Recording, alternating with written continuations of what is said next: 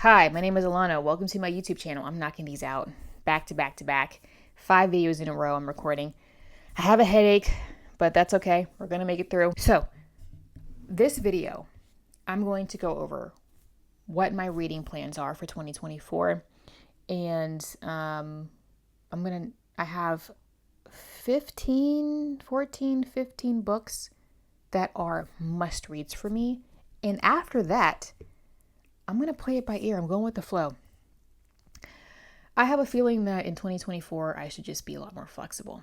So if I only read these 15 books, that's okay. If I read more than that, fine. Other than this, nothing is set. Other than these 15, I have nothing set in stone, and I'm just going to roll with it. I'm going to be a little bit more intuitive, a little bit more spontaneous with my reading. So I'm not focusing on numbers.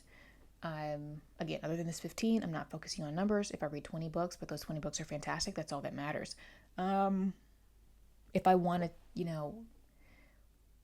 take 2 months to read a book, I'm going to take 2 months to read a book and break it down. If I want to take 2 weeks to read a book, I'll do that. I'm going to let the books dictate the pace. I typically have always done that, but I'm going to really take my time. If I don't read for 3 days in a row, I don't read for 3 days in a row. I am going to just go with the flow. However, these 15 books, I believe it's 15, because usually if you've watched my last 2 videos, that was a bit personal.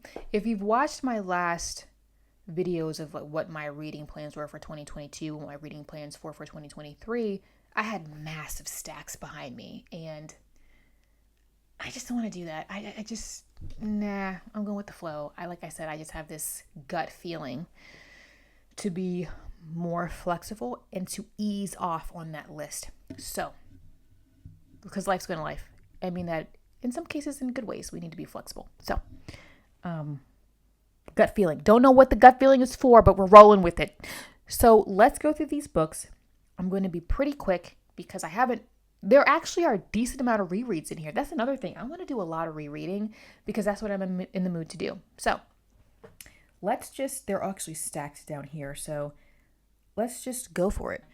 And also one of my rules is for this, I'm reading from my shelves almost solely 2024 and onward. I have a good selection of books here. I want to enjoy them. I want to read them. I want to knock down my physical TBR. Also, if there is a book that I get this urge to read that I do not own, that is when I will repurchase it. I am no longer hauling books, buying them just because the book is going to be there. But now I have a rule. I am no longer buying a book until I'm about to read it. So all of these books, minus maybe 1 or 2, I pulled from my shelves. So The Myth of Sisyphus by Albert Camus. So this will be my first Camus, actually. So I'm excited about that. I like a good philosophical, existential text every now and then. So let's knock that one off the list. Dostoevsky's The Idiot. I had hoped to read this in 2023, didn't get around to it. That's okay. The reason why I'm reading The Idiot next is because Alyosha is my favorite brother in the Brothers K, and this main character, Mishkin, is very much like Alyosha. So I've had people tell me, if you really liked Alyosha, you're really going to like The Idiot. So that is my next Dostoevsky. And Dostoevsky's my guy. He's my literary crush, my boy D Money. A recent reread. I read The Secret History in 2021, and I'm craving it again. This book is so intelligent. It is really a play on this concept of Greek madness and Greek tragedy. So if you are a fan of Greek myths and Greek madness, Greek tragedy, Greek plays, that is what Donna Tartt is really doing here. And her writing is amazing. And this book is so nostalgic. If you are a fan of New England in the autumn, this book place takes in Vermont. I've never been to Vermont, but I've been to New Hampshire, Maine. I used to live in Connecticut, Rhode Island, Massachusetts. New England during the fall is just, I can smell it. Man, fond childhood memories chomping through leaves in the forest. Too Much of Life by Clarice Lispector. I read a Clarice Lispector last year. So this is a collection of some of her journalistic works and stuff. So Clarice Lispector, I am convinced, was a genius. And so I'm going to knock out this chunker. Again, knock it off the physical TBR. I had hoped, again, another one I had hoped to read this past year, but didn't get around to it. Another reread, A Tale of Two Cities. Maybe that was a Freudian slip.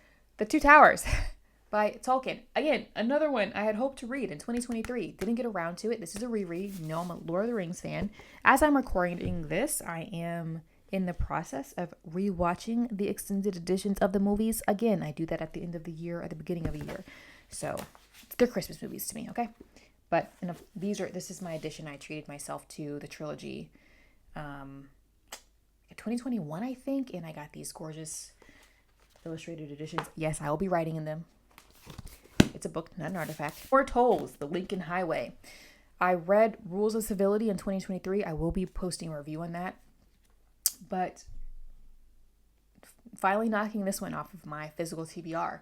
And he's actually releasing a collection of short stories in 2024. So again, I don't know when I'll read it. I do plan to read that. But again, I won't purchase that until I choose to actually read it. But The Lincoln Highway, I got this edition shipped from the UK because the US version was, I didn't like the cover.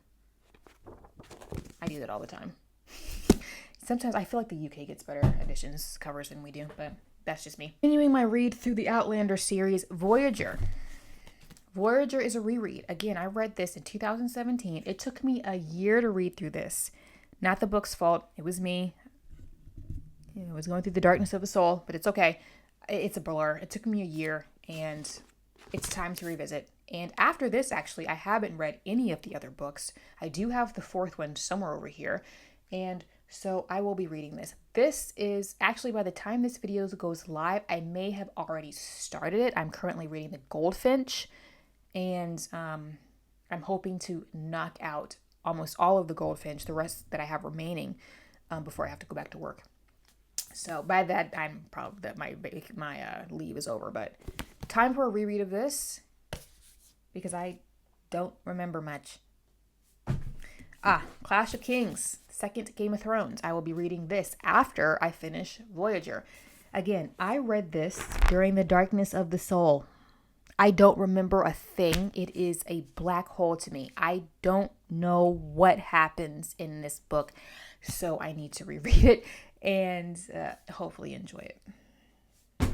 Lap Vana by Otessa Moshfegh. When I reread My Year of Rest and Relaxation in 2023, made me even more excited to read Lap Vana because I feel like I understand Moshfegh as an author a little bit better. So this one is definitely being read.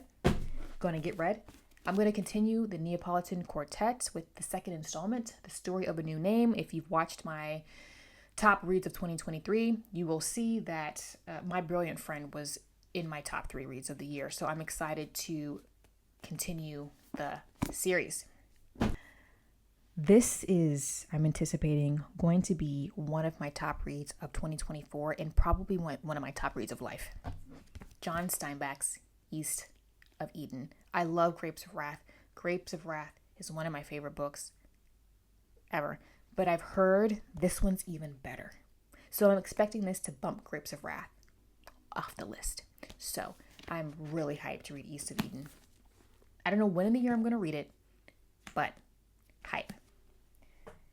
Really excited about that one. We are almost done. I told you I'm going to keep this going. A Fine Balance. I'm going to buddy read this with a friend. This might be one of the only buddy reads that I do for the year. Side note, I don't do a lot of buddy reads. I don't do group reads at all. I'm not a fan of group reading because maybe I should do a whole video on that. Why I don't do a lot of buddy reads, why I don't do group readings at all.